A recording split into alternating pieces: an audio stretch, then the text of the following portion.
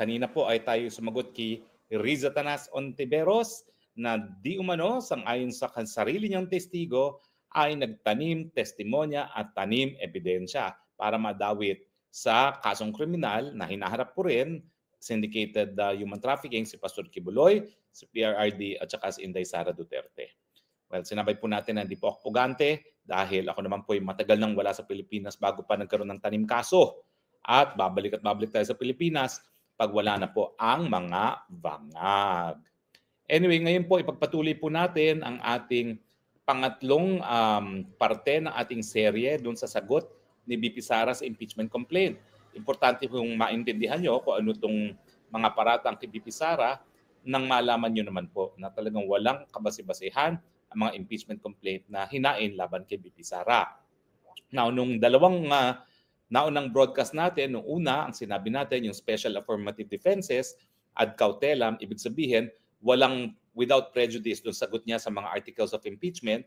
Ang depensa niya ay, unang-una, prohibited second complaint, yung fourth impeachment complaint na hinain laban kay VP Sara. At pangalawa, yung hindi na po pwedeng ma-carry over dahil sa ayon sa rules ng Senado, ang mga unfinished business ay matatapos na pagkapaso ang termino ng Senado, pwedeng masimulan sa susunod na Kongreso, pero back to square one. No? Sa ating pangalawang episode, diniscuss natin yung di umano pinakamalakas na kaso laban kay VP Sara, yung pagtatangka daw sa buhay ni Junior at ng kanyang may bahay, na ang sinasabi natin na impossible crime. Kasi hindi naman niya talagang lantarang binantaan ang buhay ng presidente at ng kanyang may bahay. Kung hindi, kapag siya ay pinatay, meron siya pinagbilinan na tirahin din ang presidente at ang kanyang may bahay. Ibig sabihin, kinakailangan mamatay muna si Inday Sara at sinasabi nga natin na ang high crimes para maging basihan para sa impeachment, kinakailangan seryosong krimen. No? At ang kaso ng grave threats ay hindi po seryosong krimen. Pagkatapos dyan ay yung walang kamatayang confidential funds na ang sinabi nga natin ay lahat ng confidential funds ng first, second, and third quarter ng 2023 ay walang question ng COA. Meron lang disallowance ang COA dun sa fourth quarter involving 72 million, pero ito hindi dahil mali ang paggasta. Kung hindi, ito ay kulang sa form.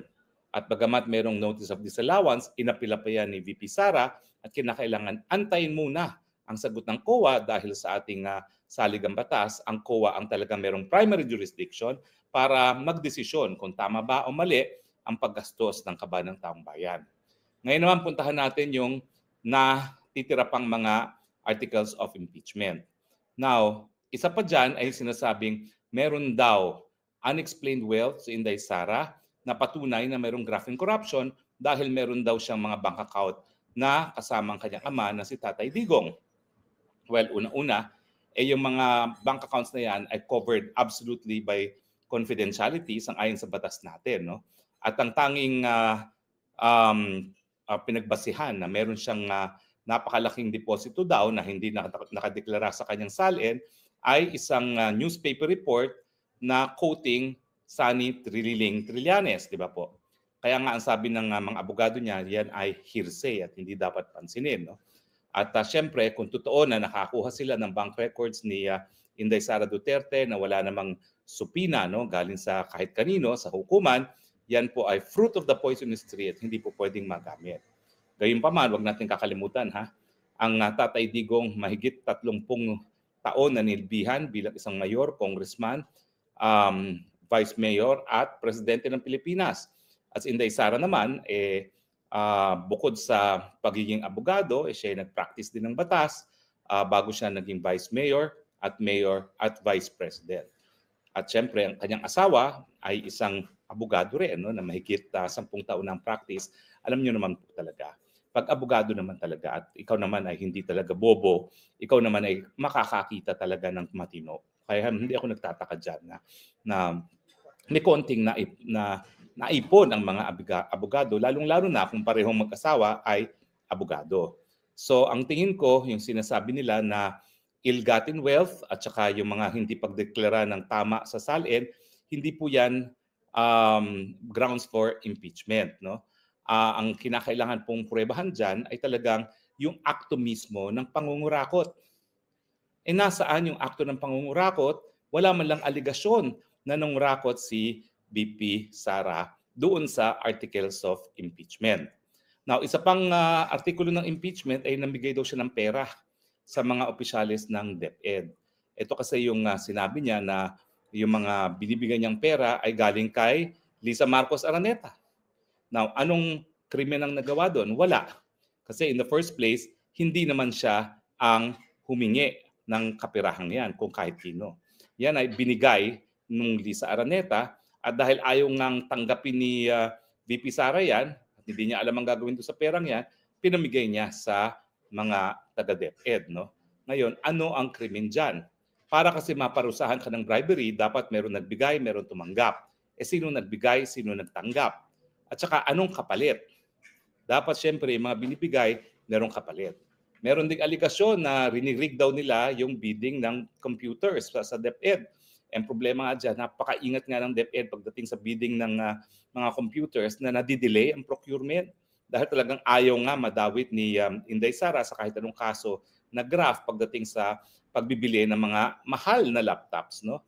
Kaya wala namang aligasyon kung paano nila na-rig yun at sinong pinaburan doon sa mga bidding na yan. Ang alam ko, lahat ng mga bidding ng laptop sa DepEd, wala makakapagsabi na iisa lang ang supplier. Hindi gaya nung panahon nung isang congressman, no, na ang naging obserbasyon talagang sinolo niya yung kontrata ng laptops, no, diyan din sa DepEd na mga mababagal naman ang mga computers na i-supply, no. Ang alam ko talagang lahat ng mga suppliers pinagbigyan ng DepEd kasi wala naman talagang isang supplier lamang ang makapagde-deliver sa iba't ibang parte ng Pilipinas. Kasi hindi lang naman pag-supply ng laptop, kasama yung logistics na pati doon sa pinakamalayong lugar ay magde-deliver ka ng laptop. So kinakailangan naman sabihin nila ano yung krimen na nangyari, sino yung nagbigay, sino tinanggap, ano yung konsiderasyon, at kung walang ganyang mga aligasyon, yan ay mga conclusions lamang na hindi naman pwedeng tanggapin sa isang impeachment, lalong-lalo na ang parusa ay pagpapatanggal sa pinakamataas na opisyalis ng gobyerno. At syempre, nandiyan yung sinasabi nila na nag-aano daw siya, nagko-cause daw siya ng destabilization sa gobyerno sa mga sinasabi niyang mga maanghang na salita laban kay Marcos Jr. Well, alam niyo po, malinaw ang saligang batas. No law shall be passed abridging freedom of the speech or freedom of the press. At yung kalayaan ng pananalita po yan, sakop po dyan ang Vice President. Kapag sinasabi ng Vice President na palpak, karapatan po niya yun.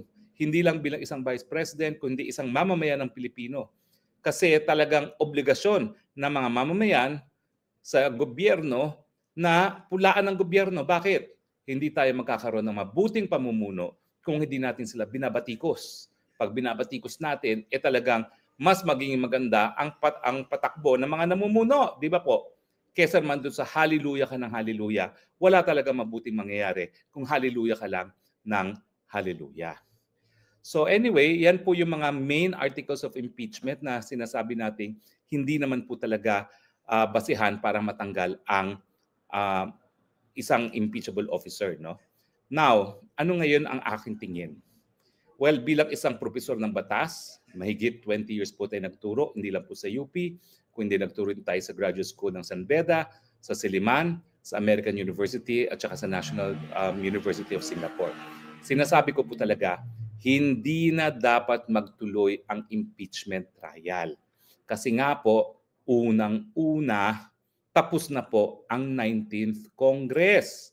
Pangalawa, malinaw po na pinagbabawal lang sa saligang batas ang mahigit isang impeachment proceeding laban sa isang impeachable officer.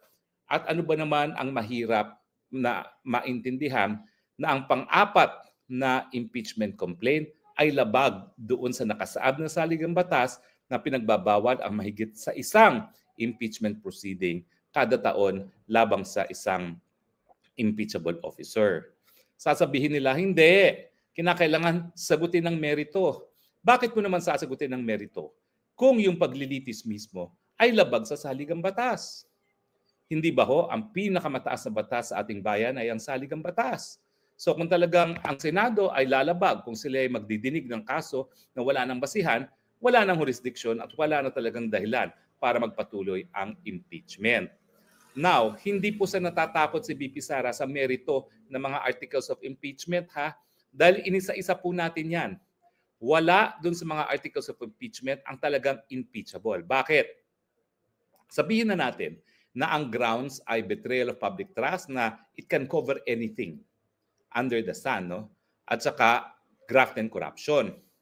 Pero importante naman, lalong-lalo na sa betrayal of public trust, na yung kanyang pagtataksil sa pagtitiwala ng publiko ay sadyang napakatindi at napakaseryoso na hindi na dapat siya magpatuloy sa kanyang opisina bilang Vice President.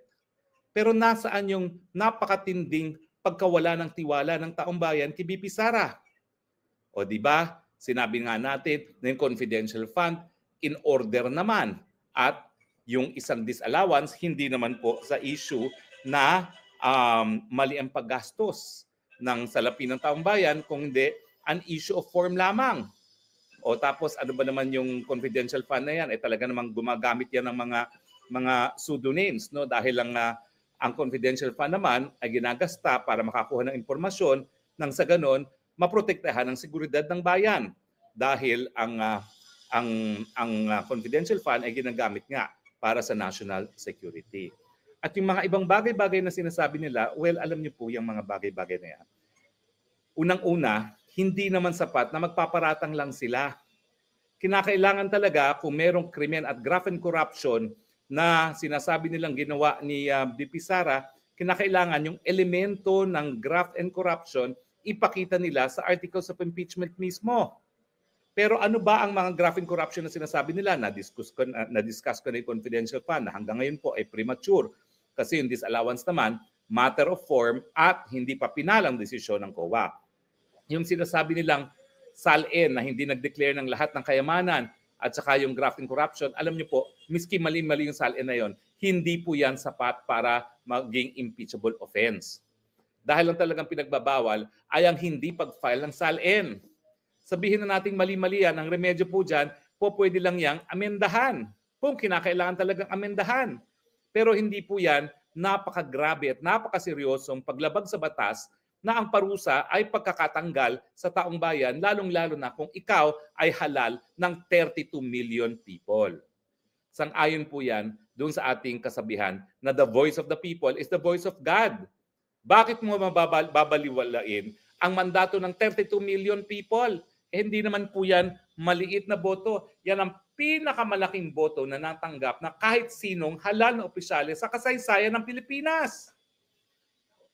Bakit mo siya babaliwalain dahil lamang gusto mong matanggal ang iyong katunggali sa politika na mas maaga nang sa gayon maprotektahan at masiguro ang Marcos forever. So yung mga iba pang sinasabi nilang graft corruption, wala namang aligasyon kung paano naging graft and corruption yun. Yung pamimigay ng pera sa mga taga-DepEd na ang sabi nung minsan ni BP Sara ay galing kay Lisa Araneta, ang dapat habulin si Lisa Araneta. Meron bang hiningi si Lisa Araneta, Marcos, kay BP Sara na pinagbigyan? Ang alam ko, wala. Binigay lang. O, alam nga namang krimen ba yon? At hindi naman pinakinabangan ni BP Sara kasi pinamigay niya. Isang elemento po ng graft and corruption, kasama na ang plunder, dapat ipakita na nakinabang yung opisyales dun sa pera na di umano ay suhol.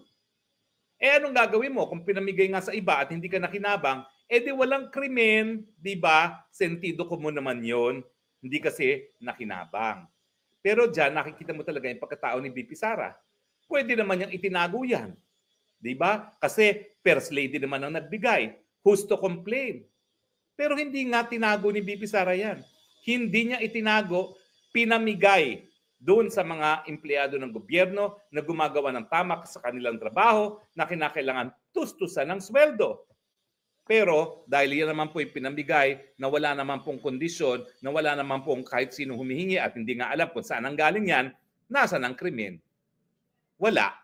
Di ba? At saka yung mga sinasabi nila na pagpupula sa gobyerno, wala pong batas na nagsasabi na ang Vice President walang karapatan pumula. Tignan nyo nga si Lenny. Inappoint pa nga siya as member of the cabinet. Nagpupunta pa sa abroad at tinitira si Presidente Duterte dahil sa kanyang extralegal killings daw. Mali yun dahil habang siya'y kalihim, siya'y alter ego ng Presidente at hindi dapat nagwakwak sa Presidente.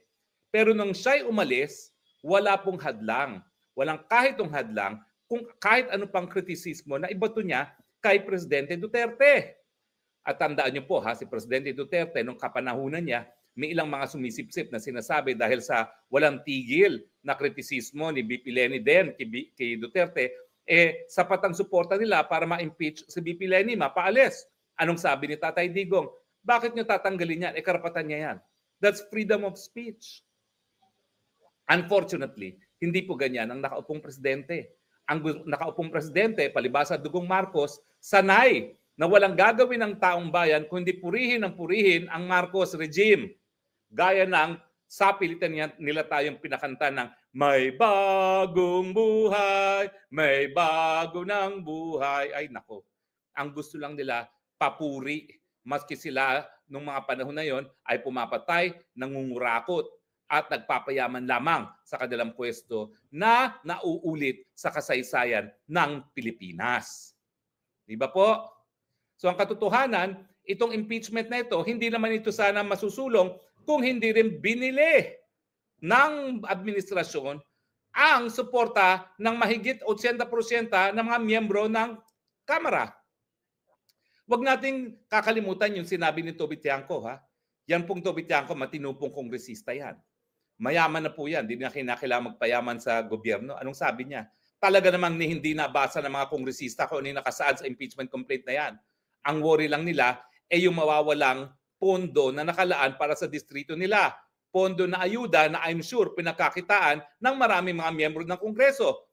Mabuti sana kung nakarating buong buo yung mga ayuda na yan sa taong bayan, pero sigurado po ako, hindi yan nakarating dahil binulsa nila. Kung 5,000 ang ibibigay, 1,000 o 2,000 at sa kanila na yung 3,000. Yan pong dahilan kung bakit 80% ang lumagda sa impeachment complaint. In fact, ang hindi na-allege ng ang Vice President at kung ako'y abogado niya, i-allege ko yan as a special defense that this impeachment, articles of impeachment is a product of bribery and therefore should be outrightly dismissed. Ano bang bribery? Panunuhol, pagbigay ng salapi. Ito ay galing pa sa gobyerno para gumawa ng isang bagay. Hindi ba bribery yung pagbibigay ng bilyones ng mga ayuda, akap, tupad, ek mo pa dyan, kapalit ng lagda sa impeachment? Dapat yun talaga naging additional na basihan para ma-dismiss na yan because it is the fruit of the poison tree. Itong impeachment na ito, itong articles of impeachment, bunga ng iligal na paggasta ng kaban ng taong bayan. Bakit kinakailangan magpatuloy? May mga kuskus balungos ngayon na, kinakailangan ipatuloy yan dahil kung hindi papatuloy, kung i-dismiss dahil doon sa 2 special affirmative defenses na tapos na ang 19th Congress at yan ay prohibited complaint at nabaliktad ng Supreme Court, edi pahiya ang Senado. Mangyayari ba yan? Sa tingin ko, hindi po. Dahil bagamat merong kapangyarihan na tinatawag na certiorari powers ang Korte Suprema, kapag sinabi ng saligang batas ng Senado ay sole judge sa lahat ng impeachment trials, sole judge is walang po pwedeng maghimasok, tama man o mali. Bakit? Kasi ibinigay ng taong bayan sa pagbibigay ratifikasyon sa 1987 Constitution ang desisyon sa impeachment trials sa mga politiko. Karamihan ngayon ng mga politiko, hindi mga abogado. So hindi lang batas ang pagbabasihan ng desisyon ng mga senador. Sila ay policy makers, hindi talaga 100% lawyers. So ang importanteng sagutin ng mga senador, ito bang impeachment complaint na ito, ang pagpapatuloy ba nito, ito ba'y makakabuti sa bayan o hindi? Secondary po, kung tama ba yung mga paratang. Dahil kung ito hindi nakakabuti sa taong bayan, dapat yan ibasura habang maaga pa. Yan ay sinumpaang katungkulan ng mga policy makers, ng mga senador. Kung ang gusto talaga ng mga taong bayan ay madidesisyonan sang-ayon sa ebidensya, dapat nagkaroon ng requirement na lahat ng senador abogado. Gaya ng may requirement na walang isang tao na hindi abogado na magiging wes. Kasi kung ikaw ang wes, ang desisyon mo dapat nakabase sa batas. At kung hindi mo alam ang batas, paano ka magdedesisyon? Wala ganyang requirement pag senador. Hanggang presidente nga, hindi required ng college degree. Kaya tignan mo yung ating presidente, wala man lang college degree. Ayan, kamot ng ulo kapag meron sigalot, kay Bagyo, kay Gera, mantakin mo, sabihin ba namang magtago na lang kayo sa OFW nung nagpuputo ka na sa gitnang silangan? Matapos ang isang napakalakas na bagyo, nagkamutan naman ng ulo, anong gagawin natin? Kasi nga, wala man lang disiplina para matapos ang kanyang college degree. Kasi pag ikaw may college degree, at least alam mo kung paano mag-isip. Hindi mo man lang alam kung ano ang aktual na solusyon, pero alam mo kung paano mag-isip nang sa ganon, ikaw ay makarating sa isang solusyon. Pag wala kang college degree, wala kang ganyang disiplina at kakayahan. Well, siyempre, isa tayo sa mga nabudol. Aminado naman po tayo dyan. No? Pero nagbabayad naman tayo ngayon ng napakamahal na halaga doon sa pagkabudol natin dahil ngayon walang nangyayari sa Pilipinas matapos ang 3 taon na kalamihan ng Pilipino gutom, walang pag-unlad, nawala ang kapayapaan sa mga komunidad, napakalaki ng pangungutang na hindi mo nang alam saan napupunta dahil certainly hindi yan nagpunta doon sa 5,500 flood control project na ngayong panahon na naman ng tag-ulan sa Pilipinas ay nagpapakita talaga or pureba na kinurakot lang yung pondo na nakalaan sana sa 5,500 na flood control projects na yan. So itong impeachment complaint na ito, kung dapat ibasura dahil labag sa saligang batas at hindi nakakabuti sa bayan, dapat sinumpuang katungkulang yan ng mga senador na hindi lahat abogado na i-dismiss sa lalong mabilis na panahon nang sa ganon magugol ang oras at resources ng Senado sa paghanap ng solusyon sa problema ng bayan nang muna na ang pagkagutom, ang kawalan ng trabaho, ang mababang sweldo at ang walang tigil na pagtaas ng presyo ng bilihin. Kinakailangan i-google ng aking mga senador ang kanilang panahon dun sa issue ng ano bang gagawin natin pag nagtuluyan ng pagputukan dyan sa gitnang silangan. Ang presidente tagapagpatupad ng batas ng pulisiya. Pero yung solusyon kung anong gagawin sa ating mga kababayan, yung mga paano sila maibabalik, mahigit kumulang 2 milyon sila dyan sa gitnang silangan. Paano sila maibabalik pag nagkaroon na naman ng putukan sa Middle East at paano bubuhayin yung 2 milyon na yan? Pag bumalik sa Pilipinas, yan ang dapat pag-aksayahan ng panahon ng mga senador. Hindi itong impeachment complaint na alam natin, hinain lamang para mawala ang banta na VP Sara bilang susunod na presidente. At ano ba naman yan? Kung ikaw ay senador, sa tingin mo masasaktan pa si VP Sara dyan sa impeachment na yan? Binato na ang lahat sa kanya, lahat ng putik, binato na. Pati ang pagkatao niya, sinira. May epekto ba? Ang epekto, number 1 pa rin siya kung magkaka-eleksyon ngayon. At yung dating malapit niyang katunggali na si Tulfo, wala na. Kalahati na lang ang boboto sa kanya. So, kung ikaw talaga ay dilawan o ikaw talaga ay loyalista at gusto mong sirain si VP Sara sa pamamagitan ng impeachment, hindi na po yan magtatagumpay. Bakit mo pa gagawin yan? Magpapogi ka na lang. Dahil after all, in 3 years time, meron na namang eleksyon. At alam naman natin, lahat ng senador, naglalawayan maging presidente. Humanap na lang kayo ng solusyon sa problema nang sa ganun, mapamahal kayo sa taong bayan at kayo matagumpay kung gusto nyo pang umakyat sa opisinang halal. Pero kung kayo po ay magpapatuloy sa walang saysay na impeachment, mararamdaman nyo po ang hagupit ng galit ng taong bayan. Kaya ikaw, Risa Tanas Ontiveros, tumahimik ka na. Wala ka ng pag-asa. 3% lang ang boboto sa'yo. At sagutin mo ang paratang na tanim ebidensya ka, tanim testigo. Kadiri ka nagmamalinis. Putik naman pala ang pagkatao. Sensya na kayo, na high blood na naman. Pero sige po, titigil na ako. Baka kinakailangang uminom na ng statin. Salamat po sa inyong patuloy na pagtangkilik. 3 episodes po ng Spokes Hour ang ginugol natin para maintindihan nyo kung bakit walang saysay at paninira lamang ang impeachment kay VP Sara. Sana po napaintindi natin kung bakit ito ay ganito talaga, paninira lamang at walang basihan, walang saysay. At sana po manindigan tayo, patuloy nating suportahan ang tunay ng pag-asa ng bayan, at least yung opisyales nasa tamang pag-iisip. Bagamat patuloy na binabato ng putik, walang iba kundi si VP Sara Duterte.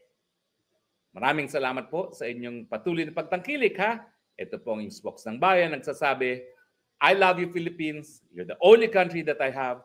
You're the only country that I love. God bless the Philippines. Bye.